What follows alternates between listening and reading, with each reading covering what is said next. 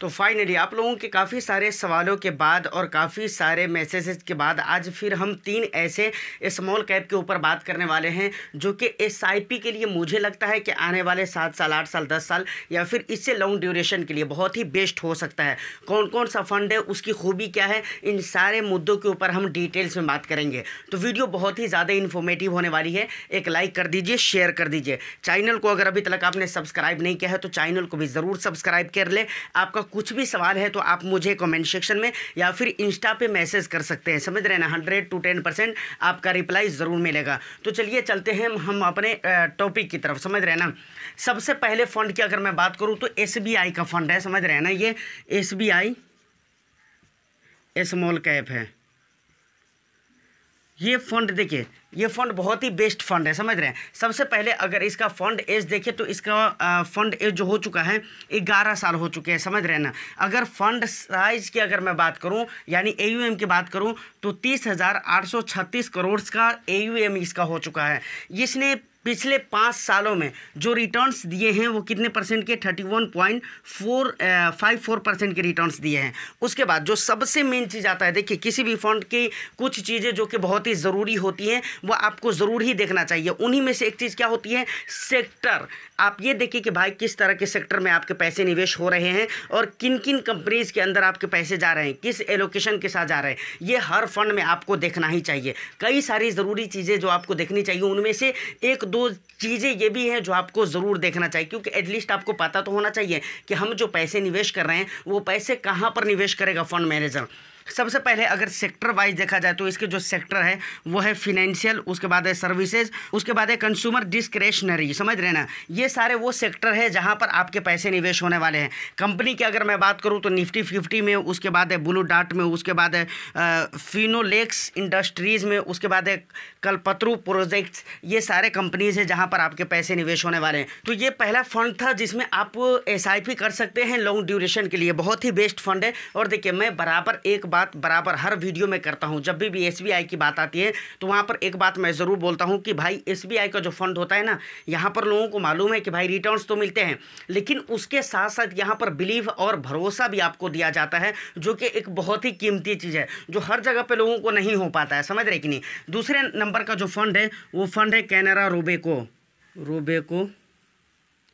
Small cap. समझ रहे हैं ना, स्मॉल कैप आपको समझ में आ जाएगा। Canara Robeco small cap fund. समझ रहे हैं, फंड एज अगर देखा जाए तो 5 साल से ऊपर के फंड एज हो चुके हैं। इसका अगर एयूएम देखा जाए तो 11,499 करोड़ का एयूएम हो चुका है। उसके बाद रिटर्न्स की अगर बात की जाए तो पिछले 5 ईयर्स में 36.28% यानी 36.28% का रिटर्न्स दिया है इस फंड ने, जो कि बेस्ट रिटर्न्स माना जा सकता है। समझ रहे हैं ना। सेक्टर की अगर बात की जाए तो कैपिटल गुड्स है, फिनेंस है, उसके बाद फिनेंशियल है, उसके बाद सर्विसेज है। कंपनीज की अगर बात की जाए तो कंपनीज यहाँ पर क्या इंडस्ट्रीज देखने को मिल जाते हैं, कीनेस टेक्नोलॉजीज और बीईएल, ये फिर से डिफेंस सेक्टर की कंपनीज है। समझ रहे हैं ना। भारत इलेक्ट्रॉनिक लिमिटेड, समझ रहे हैं। उसके बाद है multi commodity exchange of India. समझ रहे हैं, ये सारी कंपनीज है जहाँ पर आपके पैसे निवेश होने वाले हैं। तीसरे नंबर का जो फंड है बहुत ही बेस्ट और बहुत ही पुराना फंड है। इसके 11 साल से ऊपर हो चुके हैं, आप देख सकते हैं इसके 11 साल हो चुके हैं। ये कौन सा फंड है, ये निपॉन इंडिया का है, निपॉन इंडिया स्मॉल कैप। समझ रहे हैं ना, निपॉन इंडिया। चलिए मैं इतना ही लिख देता हूँ, निपॉन। उसके बाद फंड एज को मैंने बता दिया आपको। उसके बाद साइज़ अगर देखें तो काफ़ी लंबा चौड़ा फंड साइज़ है, यहाँ पर देखने को मिल जाता है। 56,469 करोड़ का फंड साइज़ है। देखिए इसके फंड साइज़ को लेकर भी बहुत सारे सवाल उठते रहते हैं कि भाई अभी कुछ दिन पहले मेरे पास एक सवाल आया था कि निपॉन इंडिया को क्या हमें एग्जिट कर देना चाहिए। उनका रीज़न ये था कि इसका जो एयूएम है वो बहुत बड़ा हो चुका है, तो अब यहाँ पर रिटर्न्स बनेंगे या नहीं बनेंगे, ये इन्वेस्टर्स के कई मरतबा सवाल ऐसे रहते हैं। तो यहाँ पर मैं क्लियर करना चाहूँगा इसको। देखिए यकीनन फंड साइज़ होने से कुछ तो इम्पैक्ट पड़ता है, ऐसी बात नहीं, कुछ तो इम्पैक्ट पड़ता है। समझ रहे कि नहीं, लेकिन उतना भी ज़्यादा इम्पैक्ट नहीं पड़ता है जितना कि हम और आप कभी कभार सोच लेते हैं। तो आपको एग्जिट नहीं करना चाहिए। जिन्होंने भी ये सवाल किया था या फिर जिनके भी मन में ऐसा सवाल है तो इस बात को याद रखिए सर कि आपको एग्जिट नहीं करना चाहिए, आपको लॉन्ग ड्यूरेशन के लिए चलना चाहिए। समझ रहे कि नहीं। उसके बाद क्या कहते हैं, रिटर्न्स की अगर मैं बात करूं तो इस फंड ने 38.66% का रिटर्न्स दिया है पिछले 5 ईयर्स के अंदर। समझ रहे हैं। सेक्टर अगर इसका देखा जाए तो सबसे पहले नंबर पर आ जाता है कैपिटल गुड्स, दूसरे नंबर पर है फिनेंशियल और और तीसरे नंबर पे है सर्विसेज।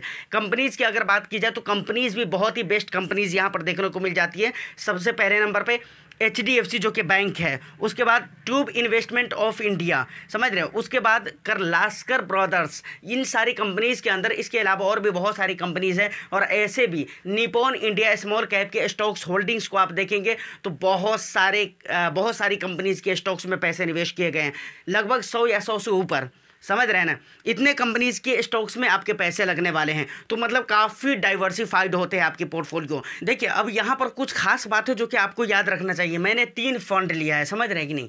अब ये ज़रूरी नहीं है और मैं आपको ये बिल्कुल नहीं कहना चाह रहा हूँ कि आप इन तीनों फंड के अंदर निवेश करिए, समझ रहे हैं। इन 3 के अलावा अगर आपकी पोर्टफोलियो में कोई चौथा, पांचवा, छठा फंड है जो कि स्मॉल कैप कैटेगरी का है, तो आपको स्मॉल कैप कैटेगरी के लिए इन 3 में से किसी भी एक फंड को लेने की ज़रूरत नहीं है, समझ रहे हैं। इसके अलावा अगर ये तीनों के बारे में यहाँ पर मैं बात कर रहा हूँ तो सिर्फ नॉलेज के पर्पज़ से बात कर रहा हूँ। इसका ये भी मतलब नहीं होता है कि आपको तीनों के तीनों फंड एक साथ अपनी पोर्टफोलियो में रखना चाहिए। आप किसी एक को लीजिए, किसी 2 को लीजिए, मतलब आप अपनी ज़रूरत के हिसाब से आप अपने अकॉर्डिंग फंड का सिलेक्शन करिए। ऐसा नहीं कि अगर हम 3 के ऊपर बात कर रहे हैं तो 3 ही आपको लेना ज़रूरी है। इसके अलावा एक और भी बात आती है कि भाई अक्सर हमारे अंदर बुराई क्या आती है जानते हैं, कि हम बहुत ही लंबे समय के लिए टिक कर नहीं रहते हैं, समझ रहे हैं ना। बहुत सारे ऐसे इन्वेस्टर्स हैं स्टॉक के अंदर, म्यूचुअल फंड के अंदर, जो 10 साल के लिए निवेश करते हैं, 10 साल के लिए या फिर 15 साल सोच कर निवेश करते हैं, लेकिन वो रिडीम करके बैठ जाते हैं 6 महीने, साल भर पे, 1.5 साल, 2 साल पे, ऐसा वो रिडीम करके बैठ जाते हैं। तो वो चीज़ आपको लेकर चलना नहीं है। आप इसमें किसी भी फंड को ले रहे हैं तो यहाँ पर जो हमारा टाइम पीरियड रहेगा कम से कम 7 to 8 ईयर्स प्लस रहेगा, समझ रहे हैं ना। ये हमारा टाइम पीरियड रहेगा निवेश का। अगर इससे कम टाइम पीरियड के लिए आप निवेश कर रहे हैं तो मुझे नहीं लगता है कि आपको निवेश करना चाहिए। एटलीस्ट आपको 7 ईयर्स तो देना ही चाहिए। अगर आप किसी भी फंड में, अगर वो स्मॉल कैप कैटेगरी का है, मिड कैप कैटेगरी का है, अगर आपको लगता है कि भाई वहाँ पर हमारे को रिजल्ट दिखना चाहिए अच्छा, तो आपको एटलीस्ट 7 ईयर्स देना चाहिए हर हाल में। अगर इससे कम में अगर आप बेस्ट रिजल्ट की उम्मीद रखते हैं तो मिल जाए तो वो एक अच्छी बात है, आपकी किस्मत है, और ना मिले तो मुझे नहीं लगता है कि आपको ये सोचना चाहिए कि भाई म्यूचुअल फंड के अंदर रिटर्न्स नहीं मिलते हैं। देखिए AUM को लेकर तो मैंने यहाँ पर बात किया ही है, समझ रहे हैं ना। जब हम निपॉन की बात कर रहे हैं तो पीछे मैंने AUM को लेकर बात कर दिया, लेकिन उसके बावजूद भी बहुत सारे लोगों को AUM को लेकर प्रॉब्लम होता रहता है। यहाँ पर अगर आप देखें तो 3 तरह के AUM वाले फंड आपको मिल जाएंगे। सबसे पहले बहुत हाई लेवल का अगर AUM देखना है तो निपॉन को देख लीजिए। उसके बाद बिल्कुल मीडियम लेवल का अगर AUM साइज वाला फंड देखना है तो आप देख सकते हैं 30,836 करोड़ का। मतलब इन तीनों को अगर देखा जाए तो इन तीनों के हिसाब से मीडियम है ये। और उसके बाद बिल्कुल लो वाला अगर देखा जाए तो यहाँ पर 11,499 करोड़ का। अच्छा, कैनरा रोबेको जो है इसका परफॉर्म भी बहुत अच्छा है इस फंड का। अगर आप हर साल का रिटर्न्स देखेंगे तो मैंने 5 ईयर्स का आपको दिखलाया, 5 सालों का रिटर्न्स दिखलाया, जबकि और भी दूसरे टाइम पीरियड के भी रिटर्न्स बहुत ही अच्छे हैं, समझ रहे कि नहीं। अब इसके बहुत ज़्यादा दिन हुए भी नहीं है, इसको तो 11 साल हो चुके हैं, इसके भी 11 साल हो चुके हैं, लेकिन इसके ऐसे ही 5-6 साल हुए, समझ रहे हैं ना। लेकिन फंड अच्छा परफॉर्म कर रहा है। तो ये सारी इन्फॉर्मेशन थी। बट आपको इनमें से कौन सा फंड अच्छा लगता है इन तीनों में से, आप मुझे कमेंट सेक्शन में ज़रूर बताइएगा। देखिए मैं कॉन्ट को भी ऐड कर सकता था, लेकिन कॉन्ट को ऐड न करने के पीछे का एक ख़ास रीज़न है। जो कुछ रीज़न है वो सब आपको पता ही है लगभग कि कॉन्ट के ऊपर फ्रंट रनिंग वगैरह के जो केसेस चल रहे हैं तो अभी क्लियर नहीं हुआ है, समझ रहे हैं ना। तो कॉन्ट का फंड भी मुझे बहुत अच्छा लगता है और हर किसी को लगता है, क्योंकि वहाँ पर रिटर्न्स अच्छे मिलते हैं। तो आप अपना वैल्यूएबल फीडबैक ज़रूर दीजिएगा, आपको कौन सा फंड अच्छा लगता है। उम्मीद करता हूँ कि ये वीडियो आपको अच्छी लगी हो तो एक लाइक कर दीजिए, शेयर कर दीजिए। चैनल को अगर अभी तक आपने सब्सक्राइब नहीं किया है तो चैनल को भी ज़रूर सब्सक्राइब कर लें। मैं फिर मिलता हूँ किसी नेक्स्ट एंड इंटरेस्टिंग वीडियो में। जब तक के लिए all the best. Thank you for watching.